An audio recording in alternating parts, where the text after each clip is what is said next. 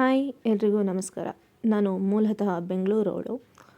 ನಾನು ಕೆಲ್ಸಕ್ಕೆ ಹೋಗ್ತಾ ನಾನು ಏನಾದ್ರು ಅಚೀವ್ ಮಾಡಬೇಕು, ಬರೀ ಕೆಲಸ ಒಂದೇ ಇಲ್ಲ, ಮನೆ ಒಂದೇ ಇಲ್ಲ, ನನ್ನದೇ ಆದ ಸ್ವಂತದ್ದು ನಾನೇನಾದ್ರು ಮಾಡಬೇಕು, ನನ್ನದೇ ಒಂದು ಹೆಸರು ಮಾಡಬೇಕು ಅಂತ ಹೇಳಿ ನಂಗೆ ಅಂದ್ಕೊಂಡಾಗ ಯೋಚನೆ ಮಾಡಿದಾಗ ಬಂದಿದ್ದ ಥಾಟೇ ಮಿನಿ ಬ್ಲಾಗ್ಸ್ ಯಾಕೆ ಶುರು ಮಾಡಬಾರ್ದು ಅಂತ.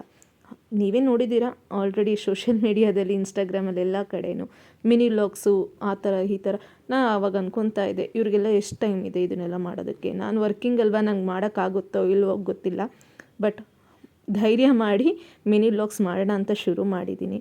ಇದಕ್ಕೆಲ್ಲ ದೇವ್ರ ಕೃಪೆ ಮತ್ತು ನಿಮ್ಮ ಕೃಪೆ ಎಲ್ಲ ಇರುತ್ತೆ ಅಂದ್ಕೊಂಡಿದ್ದೀನಿ. ನನಗೆ ಇನ್ಸ್ಟಾದಲ್ಲಿ 0 ಫಾಲೋವರ್ಸ್ ಆ ಥರನೇ ಶುರು ಮಾಡಬೇಕು ಅನ್ನೋದಿತ್ತು. ಸೊ ಹಾಗಾಗಿ 0 ಫಾಲೋವರ್ಸಿಂದನೇ ಶುರು ಮಾಡಿದ್ದೀನಿ. ಸೊ ನಾನು ಈ ವಿಡಿಯೋದಲ್ಲಿ ತೋರಿಸ್ತಿರೋ ಹಾಗೇ ನಂಗೆ ಚಿಕ್ಕ ವಯಸ್ಸಿಂದನೂ ಗಣೇಶ ಅಂದರೆ ತುಂಬ ಇಷ್ಟ.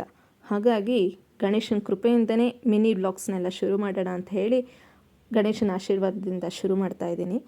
ನೀವು ನೋಡ್ತಿರೋ ಹಾಗೆ ಸೌತಕ್ ಗಣೇಶ ದೇವಸ್ಥಾನ ಇದು ಬಂದು ಧರ್ಮಸ್ಥಳ ಸೈಡ್ ಬರುತ್ತೆ.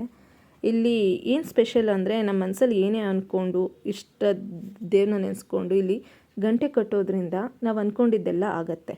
ಇಲ್ಲಿ ಎಷ್ಟೋ ಜನ ಬಂದು ಬೇಡ್ಕೊಂಡಿದ್ದಾರೆ. ಇದು ಓನ್ ಎಕ್ಸ್ಪೀರಿಯೆನ್ಸ್ ಕೂಡ. ನನಗೆ 2-3 ಸಲ ಹೋಗಿ ನಾನು ಬೇಡ್ಕೊಂಡು ನಾನು ಅಂದ್ಕೊಂಡಿದ್ದಾಗಿದೆ.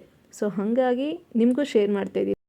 ಈ ವಿಡಿಯೋ ಏನಾದ್ರು ನಿಮಗೆ ಇನ್ಫಾರ್ಮೇಟಿವ್ ಅನಿಸಿದರೆ ಲೈಕ್ ಮಾಡಿ, ಶೇರ್ ಮಾಡಿ, ಹಾಗೆ ಫಾಲೋ ಮಾಡೋದು ಮರಿಬೇಡಿ. ಯಾಕೆಂದರೆ 0 ಫಾಲೋವರ್ಸಿಂದ ಶುರು ಮಾಡಿ ಎಷ್ಟು ರೀಚ್ ಆಗ್ತೀನಿ ಅನ್ನೋದನ್ನ ತಿಳ್ಕೊಬೇಕು ಅನ್ನೋದು ನನಗೂ ಕುತೂಹಲ ಇದೆ. ಸೊ ಹಾಗಾಗಿ ನಿಮ್ಗೆ ಇಷ್ಟ ಆಗಿದೆ ಅಂತ ಅಂದ್ಕೊಂಡಿದ್ದೀನಿ. ಇಲ್ಲಿ ಇನ್ನೊಂದು ಸ್ಪೆಷಲ್ ಏನಂದರೆ ಪ್ರಸಾದ. ಈ ಪ್ರಸಾದ ಅಂತೂ ಯಾರು ಮಿಸ್ ಮಾಡಬೇಡಿ. ಅಲ್ಲಿಗೆ ಹೋದರೆ ನೀವು ಹೇಗಿತ್ತು ಅಂತ ಕಮೆಂಟ್ ಮಾಡಿ ನನಗೆ.